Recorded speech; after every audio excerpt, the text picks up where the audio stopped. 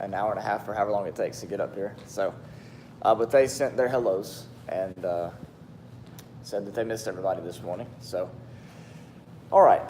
This past couple weeks, we've been talking about the function of the local congregation, right? And we said that there were 5 different functions of the local congregation.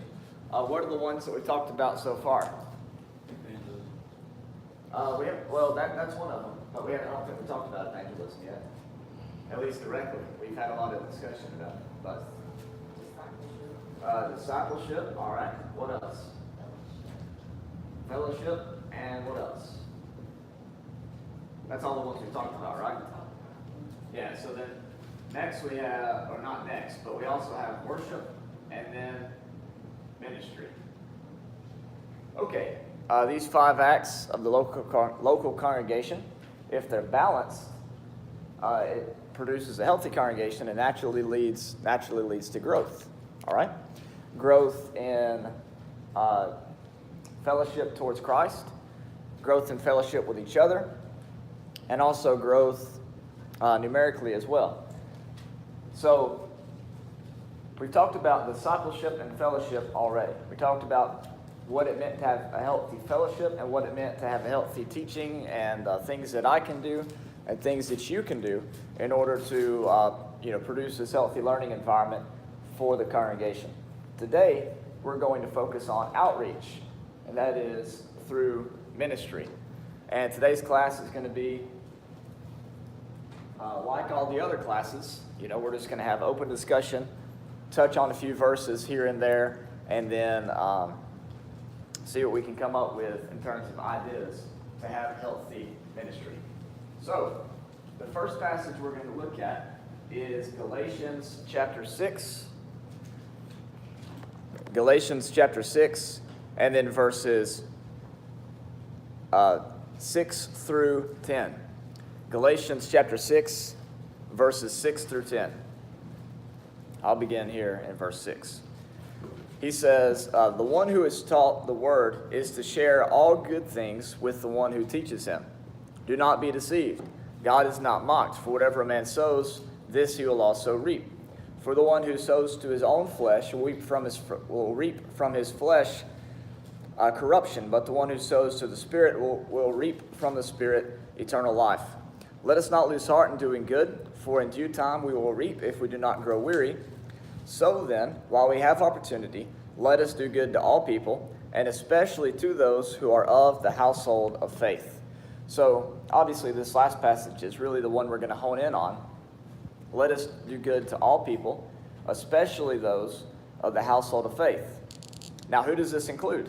It's kind of an easy question. It includes everybody. And so there's basically 2 groups. You have everybody, and then you have in there the household, right, the household of faith. Now, some people believe, this is everybody, some people believe that the church is only obligated to help people within this circle and doesn't have an obligation to help people in this outer circle. But we see here from Galatians 6 that we're not just to help everybody, we're especially to help those of the household of faith, but that includes everybody as well. And in fact, this is one of the things that, showing your love towards other people is a great way to teach them the gospel. You don't necessarily have to take them to book, chapter, and verse to teach them the gospel. God commanded his love toward us when while we were yet sinners, Christ died for the ungodly. And so we can share our love towards others through this function of the church, which is ministry. What are some things? Yes, sir. In that, doesn't that teach us that this is an individual? Right? I know a lot of times I believe that why people have that idea that it's just a small circle that we're supposed to, because we're all supposed to be taught. The church responsibility is to teach us. We'd be the first examples of the teaching of generosity, starting at home and then being shared abroad. But this as well, I think, teaches an individual obligation. After the church has instructed you and taught you these things, it should be a characteristic of a Christian nature. Right. So when you talking about do good to all people, because there's a lot of people that we come in contact every day with that will never even darken the doors of the church, what we call a church building or assembly. So it's an individual responsibility to take on these things. We see an opportunity to do good to those that we come in contact with, whether it's here or whether it's home or abroad. When we see an opportunity, then we're supposed to take advantage of that opportunity and do good to the individual, but never forgetting that first of all, it is extended to the household of faith, the church itself, the individuals that you fellowship with every day. Right. So it's the old adage, charity starts at home and then spreads abroad. It's true. If you don't know how to take care of the individuals that you meet with every week or every day, and you share something in common with, you don't know how to take care of them or show compassion and love towards them, you're not going to show it to those that you meet outside of that. Right.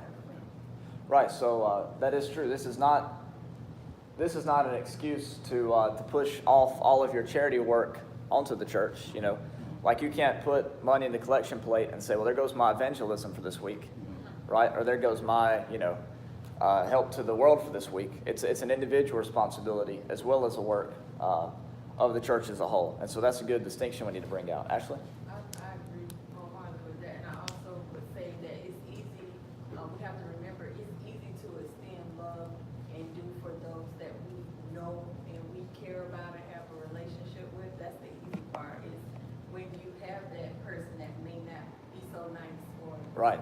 Whatnot, and you extend the love of Christ to them. That to me is where it helps you to grow, because you come to the realization it's not about you, it's about extending the love of Christ to that individual and doing the best you can do. They might receive it, they might not, but you can know that you did what was right. Right. And, Christ, obviously, he died for us while we're still sinners, And so we should be willing to share with those who are outside of the body of Christ as well. In fact, who did Jesus spend most of his time with, especially in the book of Luke? With, right, publicans and sinners and all, the outcasts of society. And so we don't need to adopt any sort of Phariseeisms and feel like we need to stand off to the side and talk about how good we are.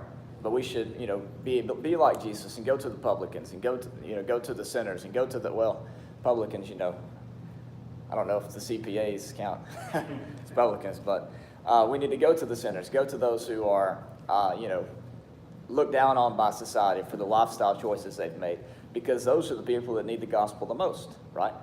And one way that we can go to them is through sharing a meal, like Keith was talking about, on an individual level. Or we can go to them in the way that, like what we talked about last Sunday, what we announced with the children's home that we're going to have the drive for. It's due at the end of October, I think it was. The dates are on the back of the auditorium there. But also all those pictures back there on the back wall, where we've in times past sent funds. I need my water. We sent funds to congregations overseas, and where they've been able to buy bread and food and rice, for their congregation. And you can see they're very thankful, for that kind of support. And so there's multiple ways that we can reach out and minister to the community. Let's see. Let's go over some of those ways. What are some ideas that you have about that? Communication, number one. Talking to them. Not just like Bible, but just talk, everyday talk. Then maybe later you might get into something like maybe Bible. All right, so I just put that as be a friend, right? Be a friend. So be a friend to someone. Because, that's not, so we're kind of branching out, not just looking at physical needs, but psychological and emotional needs as well. Everybody has those kind of things. Right. All right, so Ashley. I know in times past we used to have like a pantry for, we would bring in canned goods or whatnot and have that available for people in need. And we've had people that came and might have needed help with a light bill or water bill or whatnot, or help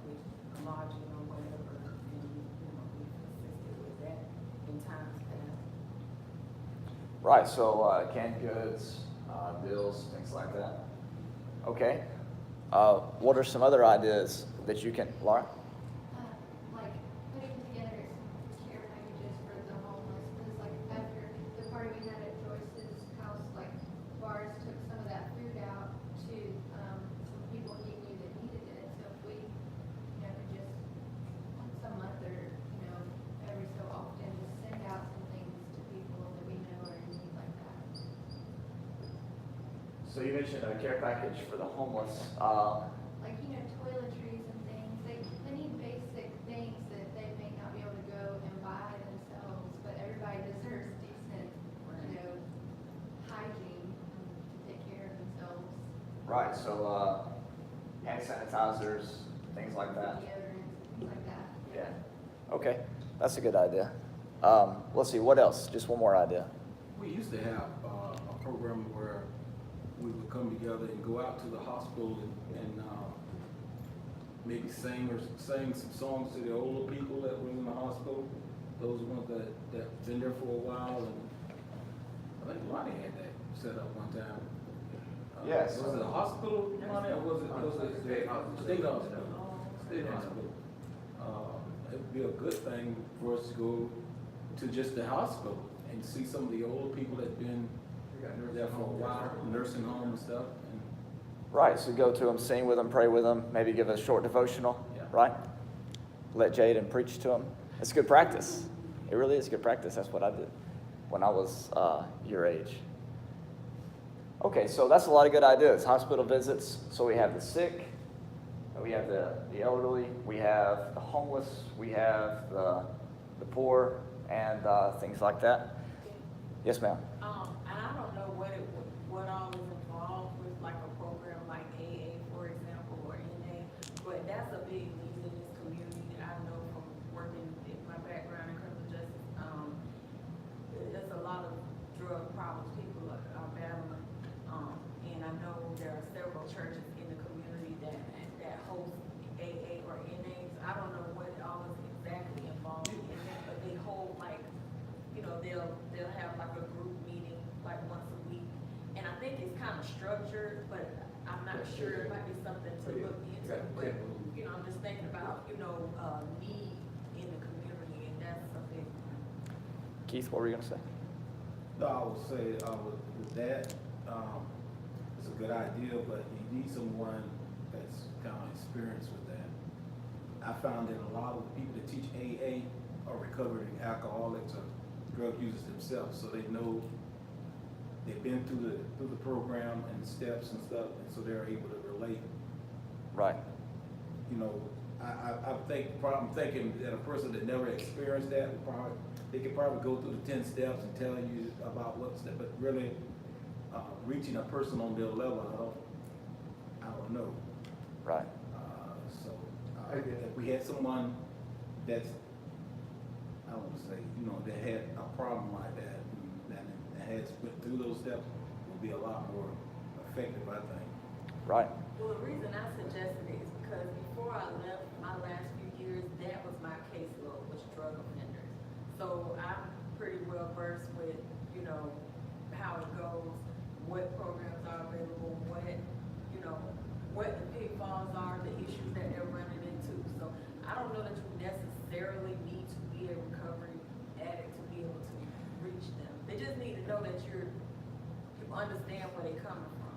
And it's also, real quick, Lonnie, it's also about hosting it. You don't have to necessarily have it if you offer the space for it. Lonnie?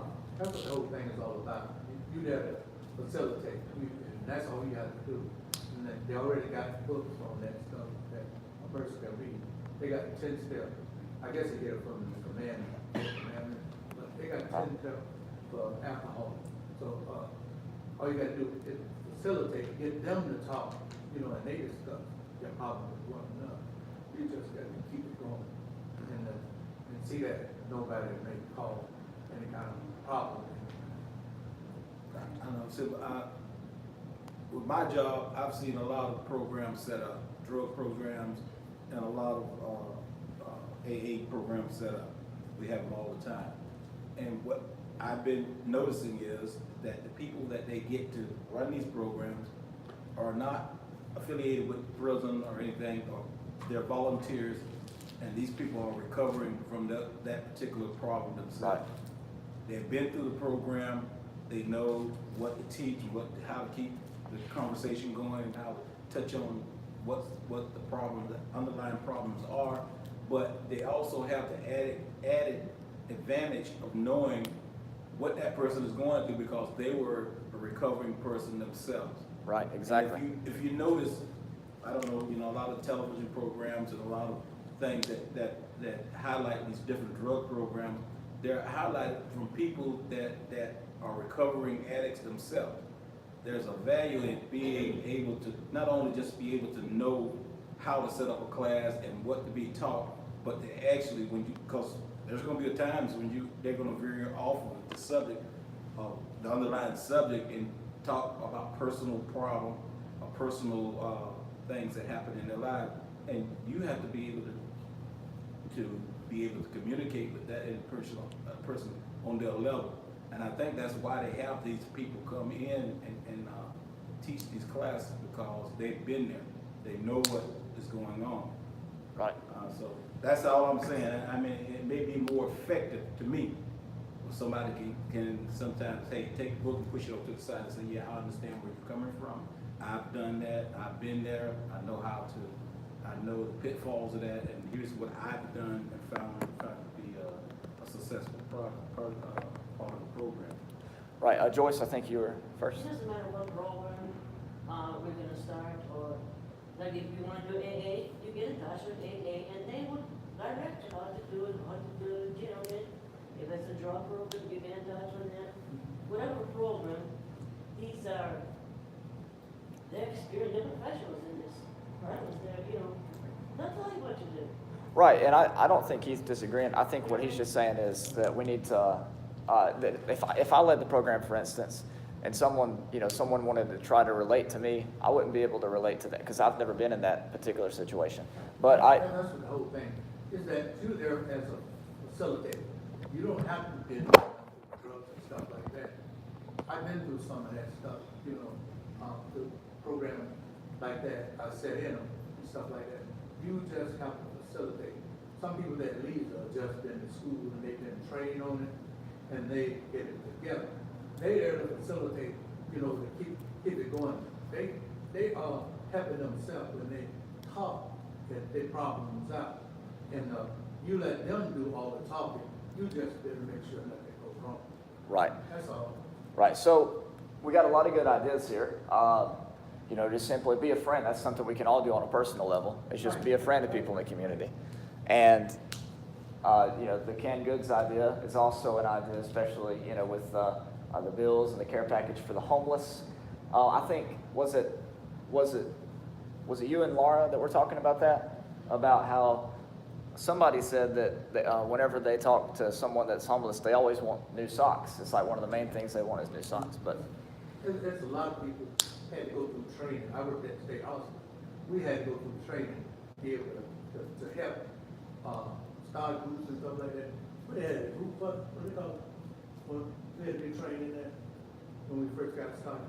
Yeah, I forget the name of it, but they changed the name of it later. They would call it Group Third. They call it that.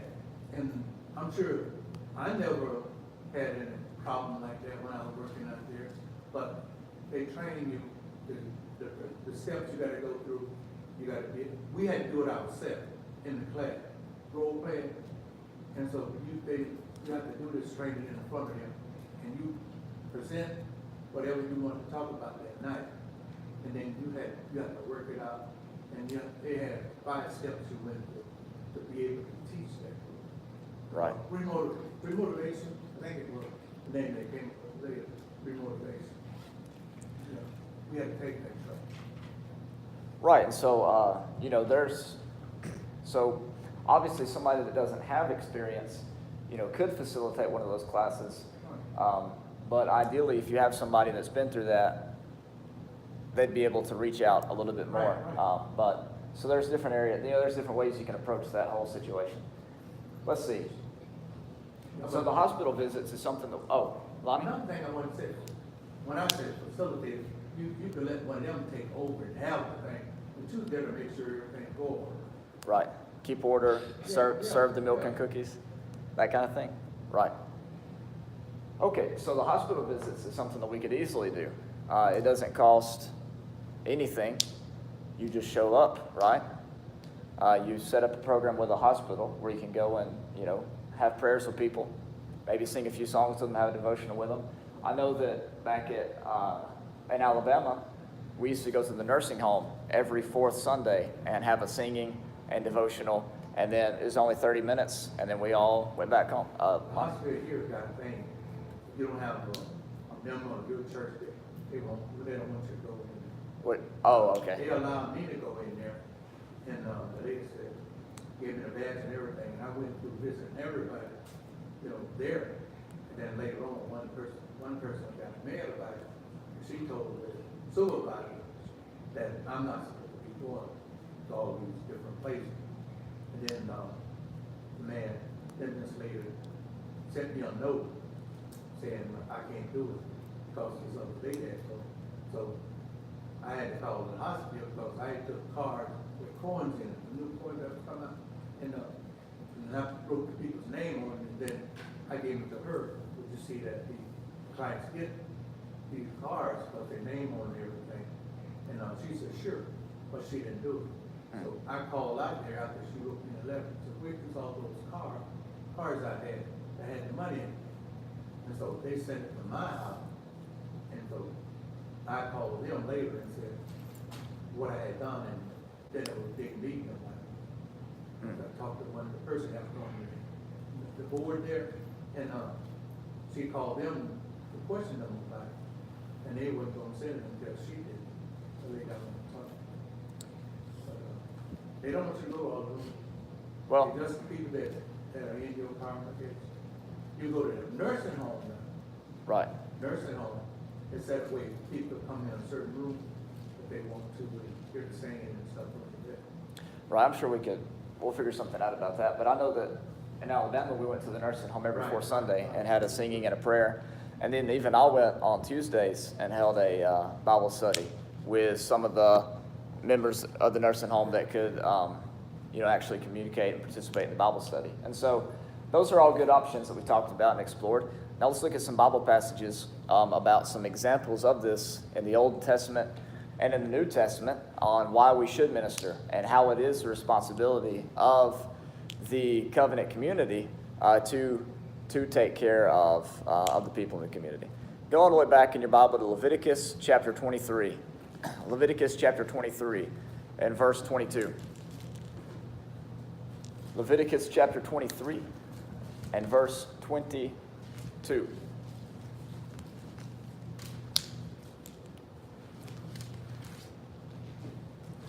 There it is.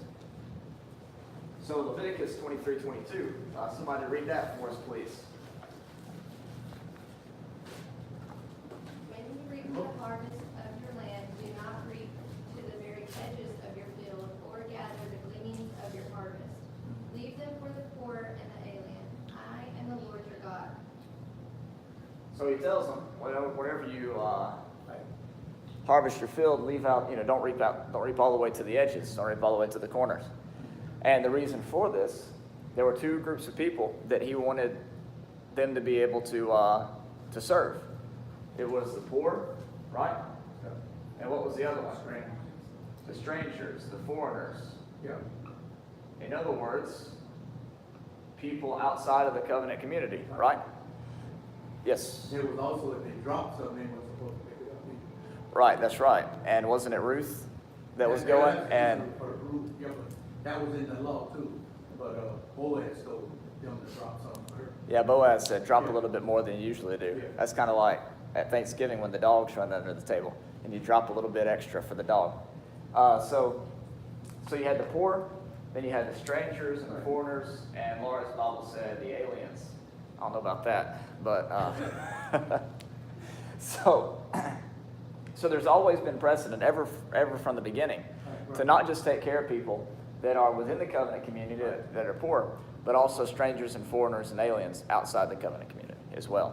And so this This whole idea is embedded even within the law, to serve and to take care. Now, obviously, we don't, as the kingdom of God, as the kingdom of heaven, we don't have fields and things like that belong to the covenant community. You know, we don't have land that we hold on to as the church, per se. But we do have other ways that we can go and take care and minister to people in the world, right? And we've already explored a lot of those different ways, things from psychological ways to physical needs as well. Yes, sir. Invite people to come to your house, you know, people that are not members of the church, and they invite them to come eat or something like that. You know, like Gary did the work when he helped those young boys out, let them stay with him and stuff. He took care of them. So we should be have our household all the time for someone, you know, a stranger or whatever, to invite in or something like that. They don't have anywhere to go. That's right. Might be an angel unaware. Yeah, that's right. So we have Old Testament precedent for it. We also have precedent in the New Testament as well. Go to Matthew chapter 25, and let's take a look at this. Now, this chapter is particularly impressive because these sheep and these goats are judged upon a basis that we usually don't think about. In Matthew 25, beginning in verse 31, Jesus says this: "But when the Son of Man comes in his glory, and all the angels with him, then will he sit on his glorious throne. All the nations will be gathered before him. He'll separate them from one another, as the shepherd separates the sheep from the goats. And he'll put the sheep on his right and the goats on his left." Now, whenever we think about judgment, generally what we think of is individuals being judged about whether or not they are Christians or not Christians, whether or not they're followers of God or not. But in this particular case, the judgment is based upon how they treated the Christians when they came into the city to preach. For example, let's read verse 34. "Then the king will say to those on the right, 'Come, you who are blessed of my Father, inherit the kingdom prepared for you from the foundation of the world.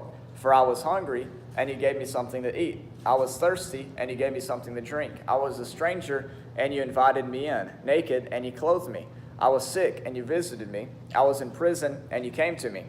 Then the righteous will answer him, 'Lord, when did we see you hungry and feed you, or thirsty and give you something to drink? When did we see you a stranger and invite you in, or naked and clothe you? When did we see you sick or in prison and come to you?' The king will answer and say to them, 'Truly I say to you, to the extent that you did it to one of these brothers of mine, even the least of them, you did it to me.'" And so here the judgment is based upon their hospitality and their service to each other. Because you remember what Jesus said, quoting from the book of Hosea, "I desire mercy and not sacrifice," right? And so if we don't allow the gospel to change our lives and we don't become servants towards one another, then what does it matter if we get everything else right? If we don't allow the gospel to actually change us in some way. Now, when it says, when you did it to the least, when he says there in verse 40, "Truly I say to you, to the extent that you did it to one of these brothers of mine, even the least of them, you did it to me," what do you think that means? I mean, when you're doing good work, you're not only doing it for yourself, you're doing it for the church and for Christ, you know, when you're reaching out to people. You don't necessarily get the credit. You should be putting yourself in a sense that they're going to see God in you or something like that, what you're doing with heaven. Right. So the brothers here in Matthew 25 are specifically are his disciples, right? Matthew 12 verses 49 and 50 talk about that. You know, Jesus stretched out his hand to his disciples and he said, "Behold, my brothers and my sisters and my mother." He doesn't say, "Behold, my Father," right? Okay. Yes, ma'am.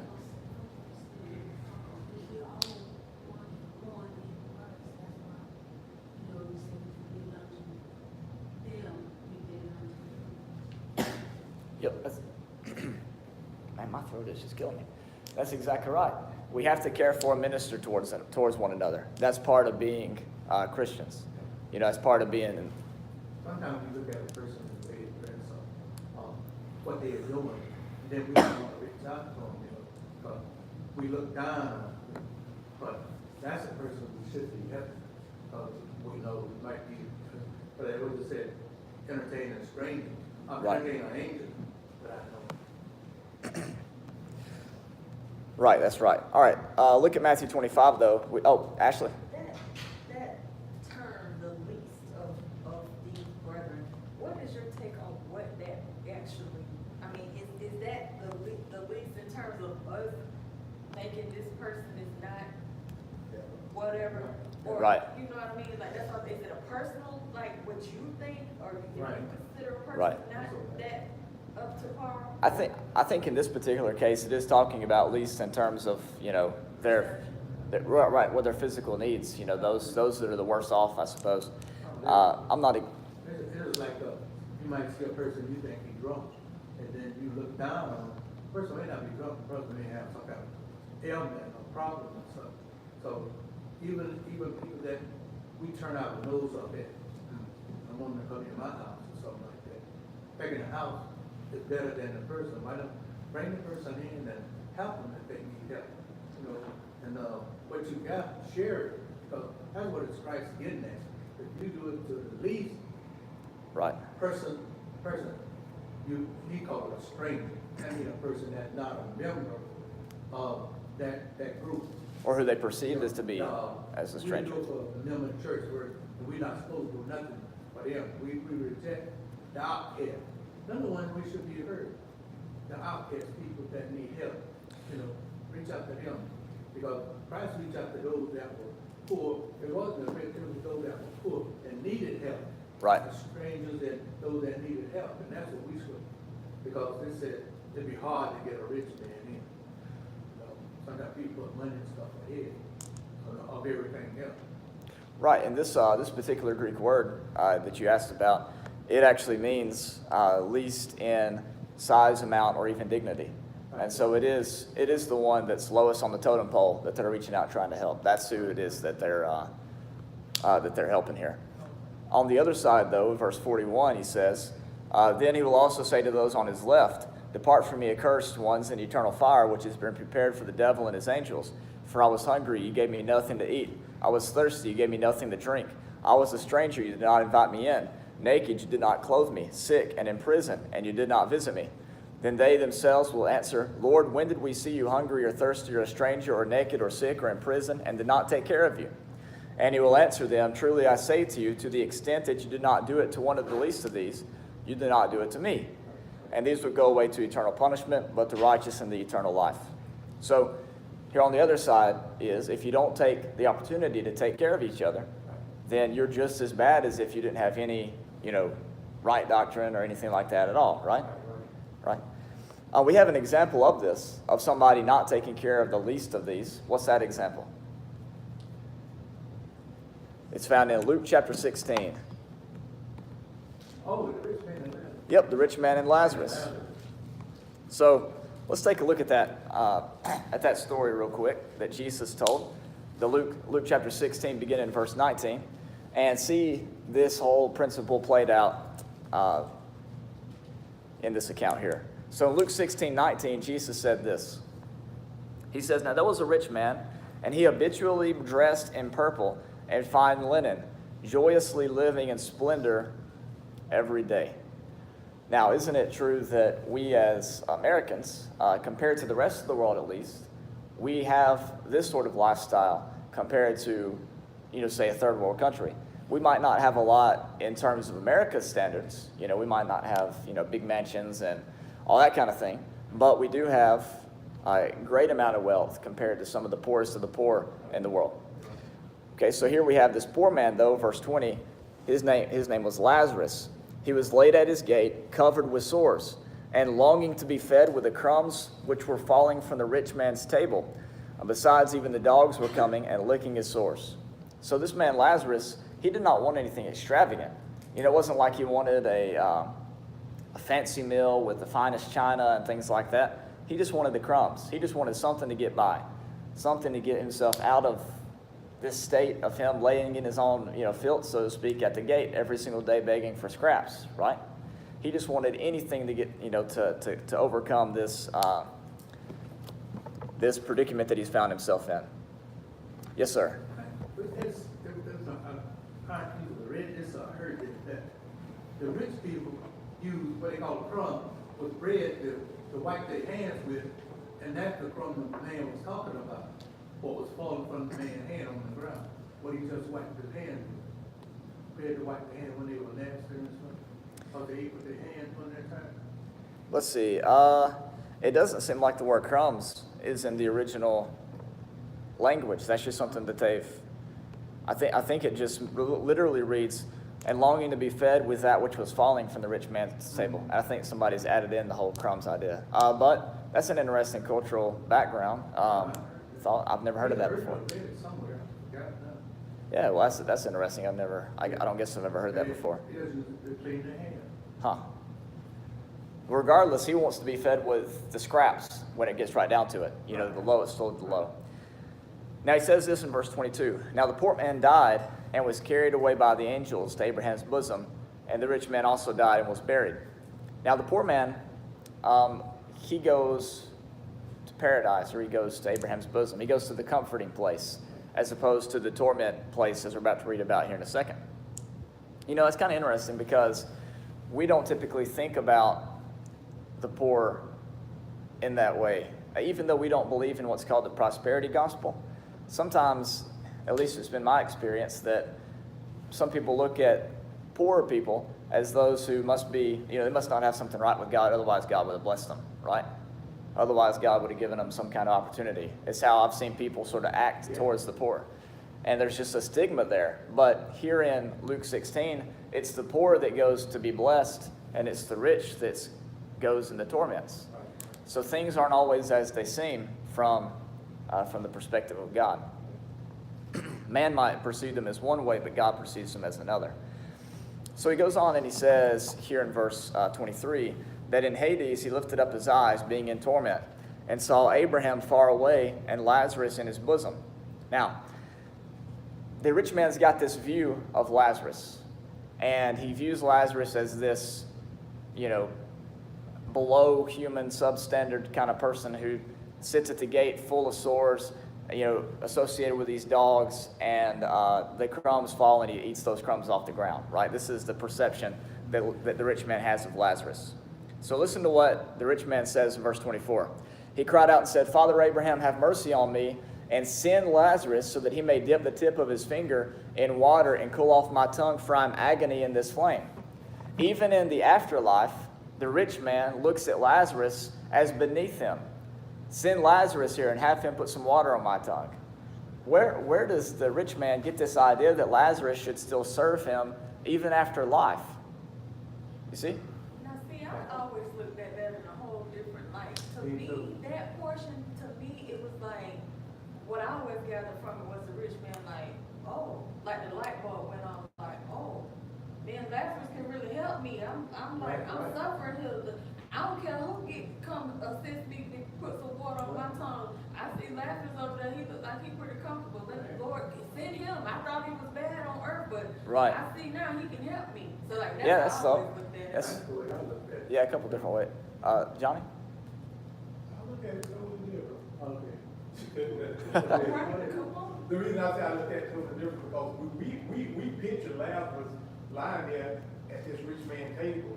Right. Desired to come. This Lazarus was at the gate. It was nowhere where the rich man, and he just desired the things to fall, maybe for somebody to bring him out to him wherever he was located. Right. That's what he desired. But what he recognized, not about Lazarus being below him or whatever, but hey, Lazarus was somewhere that was comfortable. Hey, just send this guy over to bring, it had nothing to do with how he elevated himself above Lazarus. I don't think that. I don't see it like that. Right. Okay. I got you. So But I'm somewhat in agree with Lazarus. The man was sitting at the gate. He had to see him when they leave and come back. And then when they sent somebody at the gate, they be there for quite a while. So the rich man evidently might have seen him or something and just looked down on him and wouldn't give him anything. Some people act that way, don't want to give away anything. And so that's the same thing about the other parable. People want things to themselves. You remember the man had the barn, what he did? He He didn't think about nobody but himself. Be a bigger one. Now tell my soul, sit down and take it easy and rest. Right. You know, so here, that's where I see the rich man, you know, just for himself. You know, Lazarus desired, they don't say Lazarus asked the man for the crumbs or anything like that. But he didn't give him anything. But when he got there, he must have known Lazarus because he called his name. Send Lazarus over.